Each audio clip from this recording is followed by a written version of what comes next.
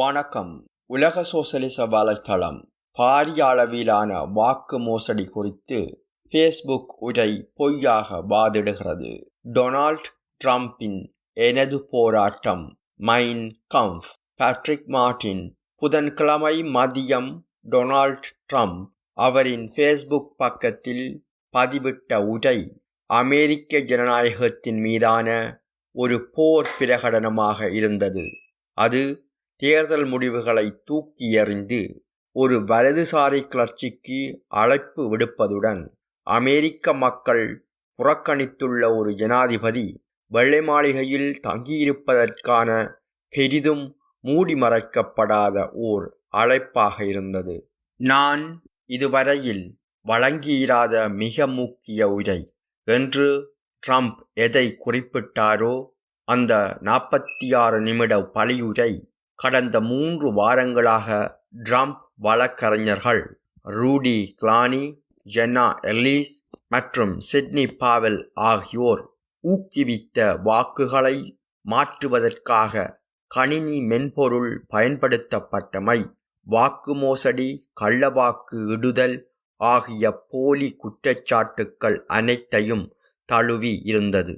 இத்தகைய குற்றச்சாட்டுக்கள் ஒரு மாநிலம் மாற்றி இன்னொரு மாநிலத்தில் நீதிமன்றங்களில் எந்த ஒரு துணுக்கு ஆதாரமும் இல்லாததற்காக குடியரசுக் கட்சி மற்றும் ஜனநாயக கட்சி நீதிபதிகளால் ஒன்றுபோல கேலிக்குரியதாக ஆகியுள்ளன.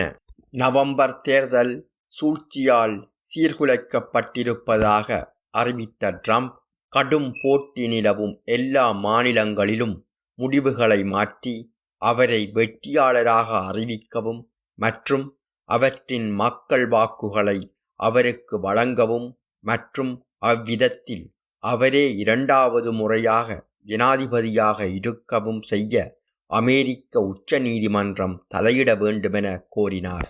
ஆனால் ஜனநாயக கட்சி மற்றும் பெரும்பாலான மாநில தேர்தல் அதிகாரிகளை குற்றவாளிகளாக முத்திரை குத்தும் இந்த உரையின் பிரதான நோக்கம் வெள்ளை மாளிகையில் அமர்ந்திருக்கக்கூடிய ஹிட்லர் போன்ற தலைவர் இலக்கு வைக்கும் எவரொருவருக்கு எதிராகவும் வன்முறை தாக்குதல்களை நடத்த ட்ரம்பின் மிக தீவிர பின்தொடர்பாளர்களை தூண்டிவிடுவதாக இருந்தது. இந்த அமெரிக்க ஜனாதிபதியை காயப்படுத்த விரும்பும் எவரொருவரையும் கண்டித்த ட்ரம்ப் ஏதாவது நடந்தாக வேண்டும் என்று கோரினார். நாம் அமெரிக்காவை முதலில் நிறுத்தியுள்ளதால் இத்தகைய பலமாக வேரோடிய நலன்கள் நம் இயக்கத்தை எதிர்க்கின்றன என்பதையும் சேர்த்து கொண்டார். இந்த உரையின் மொழியும் அந்த வாதத்தின் கடுமையான மற்றும் ஜனநாயக விரோதமான தொனியும் புலம்பெயர்ந்தவர்கள் மீதான ட்ரம்ப் போருக்கு முன்னிலை வகித்த ஸ்டீவன் முல்லரால், அநேகமாக ட்ரம்பின் முன்னாள் உயர்மட்ட அரசியல் ஆலோசகரான ஸ்டீவ் பானன் உதவியுடன் எழுதப்பட்டிருக்கலாம் என்பதை அறிவுறுத்துகிறது. வெள்ளை மாளிகைக்கு உள்ளேயோ அல்லது வெளியேயோ ட்ரம்பையே தலைவராக கொண்டு குடியரசுக் கட்சியை பகிரங்கமாக ஒரு பாசிசவாத இயக்கமாக மாற்றுவதற்கு மில்லர் மற்றும் பானன் இருவரும் ட்ரம்புக்கான முன்னணி ஆலோசகர்களாக இருந்துள்ளனர். ட்ரம்பின் மிகவும் பணிபடக்கமான அரசியல் சேவகர்களில் ஒருவரான அட்டார்னி ஜெனரல் வில்லியம் பார் செவ்வாய்க்கிழமை ஒரு பேட்டியில் பின்வருமாறு எதிர்ப்பின்றி இணங்கி செல்வதற்கு முன்னரே கடந்த வாரம் ட்ரம்ப் அந்த உரையை பதிவு செய்திருந்தார் என்பதை வெள்ளை மாளிகை அதிகாரிகள் சுட்டிக்காட்டினர். தேர்தல் முடிவை மாற்றி இருக்கக்கூடிய அளவிலான மோசடி எதையும் இன்று வரையில் நாம் காணவில்லை என்று தெரிவித்திருந்தார். பொய் எந்த அளவுக்கு பெரிதாக இருக்கிறதோ அந்த அளவுக்கு நல்லது என்ற ஹிட்லர் மற்றும் கோயபெல்ஸின் கோட்பாடுகளை ட்ரம்ப் உரை கருத்தில் கொண்டிருந்தது என்பதை மட்டுமே அந்த ஒப்புதல் எடுத்துக்காட்டுகிறது. இந்த உரை வெளியான நேரம் குறிப்பிடத்தக்கது. அது உயர்மட்ட ஜோர்ஜிய தேர்தல் நிர்வாகி, நீண்டகால குடியரசுக் கட்சி விசுவாசியான இவர் வன்முறை அச்சுறுத்தல்கள் செய்து வருவதற்காக அவர் மீது பழி சுமத்தி ட்ரம்பை தனிப்பட்ட ரீதியில் அசாதாரணமாக பகிரங்கமாக கண்டனம் செய்த ஒரு பத்திரிகையாளர் கூட்டத்திற்கு வெறும் 24 மணி நேரத்திற்கு பின்னர் வந்தது. தேர்தல் தகவல் தொழில்நுட்ப பணியாளர் ஒருவரின் வீட்டில் தூக்கு கயிறு தொங்கவிடப்பட்டதையும் மாநில செயலர் ஃப்ரெட் ரஃபென்ஸ்பர்கர் அவர் மனைவி ஸ்டெர்லிங்கிற்கும் மற்றும் அம்மாநில வாக்குகள் எண்ணுவதிலும் தொகுப்பதிலும் சம்பந்தப்பட்ட இன்னும் பலரையும் நோக்கி விடுக்கப்பட்ட ஆயிரக்கணக்கான மரண அச்சுறுத்தல்களையும் கேப்ரியல் ஸ்டெர்லிங் சுட்டிக்காட்டினார். ஸ்டெர்லிங்கின் கருத்துக்கள் வெளிப்படையாக ட்ரம்ப் மீது பழி சுமத்தின. திரு ஜனாதிபதி, நீங்கள் இந்த மொழியையோ அல்லது இத்தகைய நடவடிக்கைகளுக்கோ கண்டனம் தெரிவிக்கவில்லை என்றார். இது நிறுத்தப்பட வேண்டும். ஜோர்ஜியாவின் நவம்பர் 3 தேர்தல் விதிமுறைகள் மீதான ட்ரம்பின் தாக்குதலை ஆதரித்து ராஃபென்ஸ்பர்கர் ராஜினாமா செய்ய வேண்டுமென அழைப்பு விடுத்துள்ள ஜோர்ஜியாவின் 2 குடியரசுக் கட்சி செனட்டர்களுக்கும் அவர் கண்டனம் தெரிவித்தார். செனட் உறுப்பினர்களே, இந்த மொழியையோ அல்லது இத்தகைய நடவடிக்கைகளையோ நீங்கள் கண்டிக்கவில்லை என்றார். வன்முறை நடவடிக்கைகள் நடத்துமாறு மக்களை கிளறிவிடுவதை நிறுத்துங்கள் என்றார். ஜோர்ஜியாவின் 16 தேர்வுக்குழு வாக்குகளை ட்ரம்ப் இழந்துவிட்டதாக தெரிகிறது.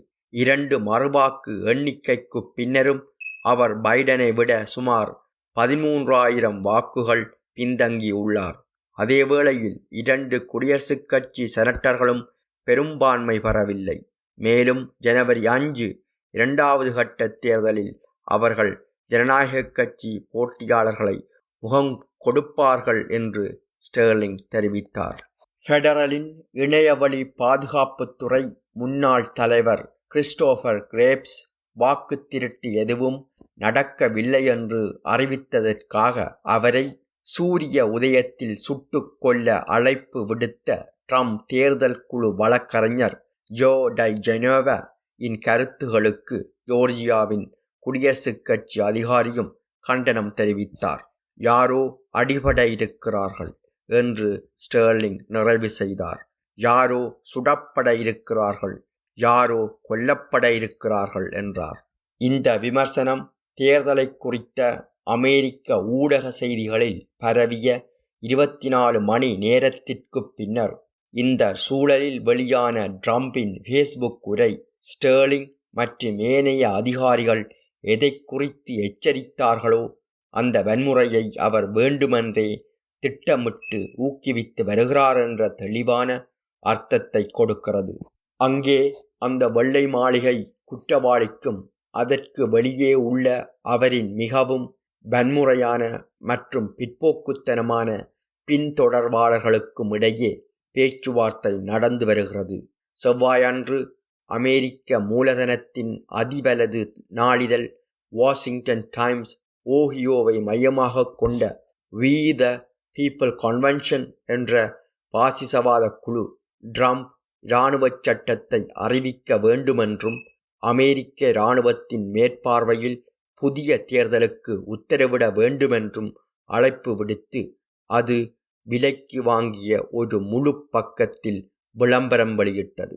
சர்வதேச மற்றும் உள்நாட்டு சோசலிச கம்யூனிச இடதால் நமது அமெரிக்காவுக்கு அச்சுறுத்தல் இருப்பதாக கண்டித்த அந்த விளம்பரம் நிறைய நிதியுதவி பெறும் ஆயுதமேந்திய ஆன்டிஃபா மற்றும் BLMஇல் பயிற்சி பெற்ற மார்க்சிஸ்டுகள் நமது பிரதான நகரங்களில் மூலோபாய ரீதியில் நிலைநிறுத்தப்பட்டு இருப்பதை குறித்து எச்சரித்ததுடன் அந்த தேர்தலை ஊழல் மற்றும் நிரூபிக்கத்தக்க மோசடி என்று குறை கூறியது. அந்த பத்திரிகை இந்த கிறுக்குத்தனமான வில்லங்க விளம்பரத்தை பிரசுரிக்க உடன்பட்டது என்பது மட்டுமல்ல, மாறாக ட்ரம்புடன் நெருக்கமாக அடையாளம் காணப்படும் 2 பிரமுகர்கள் இராணுவ சட்டத்திற்கான அதன் அழைப்பை அவர்கள் ஆமோதிப்பதாக உடனடியாக ட்வீட் செய்தனர். அவர்கள் பொய்சாட்சி வழங்கிய குற்றச்சாட்டுகளை ஒப்புக்கொண்ட பின்னர் கடந்த வாரம் ட்ரம்பால் சர்வசாதாரணமாக மன்னிக்கப்பட்ட ட்ரம்பின் முதல் தேசிய பாதுகாப்பு ஆலோசகர் ஓய்வு பெற்ற ஜெனரல் மைக்கேல் ஃப்ளைன் மற்றவர். பல மாநிலங்களில் ட்ரம்ப் தேர்தல் பிரச்சார சவால்களுக்கு தலைமை வகித்துள்ள ஒரு வழக்கறிஞர் லின் வுட் விஸ்கான்சின் கெனோசாவில் போலீஸ் வன்முறைக்கு எதிராக போராடியவர்களில் 2 பேரை துப்பாக்கியால் சுட்டுக் கொன்ற சட்டத்தை தன் கையில் எடுத்த ட்ரம்ப் ஆதரவாளர் கெயில் ரிட்டன்ஹவுஸை வூட் பிரதிநிதித்துவம் செய்கிறார். அமெரிக்கா உள்நாட்டுப் போரை நோக்கி செல்கிறது என்று அறிவித்த ஃப்ளைன் மற்றும் வூட் இருவருமே ட்ரம்ப் நிர்வாகத்தை தூக்கி எறியும் முயற்சியில் ஜனநாயக கட்சி கம்யூனிஸ்ட் சீனாவுடன் அணி சேர்ந்திருப்பதாக வாதிட்டனர். ஜோர்ஜியா ஆளுநர் ஒரு குடியரசுக் கட்சியாளரான ஃப்ளைன் கெம்ப் ஒரு நம்பிக்கை துரோகியும் ஒரு குற்றவாளியும் ஆவார் என்றும் அவர் தேர்தலை பைடனுக்கு வழங்குவதற்காக சீனாவிடம் இருந்து பின்புல கையூட்டுக்கள் பெற்றிருப்பதாகவும் வூட் வாதிட்டார்.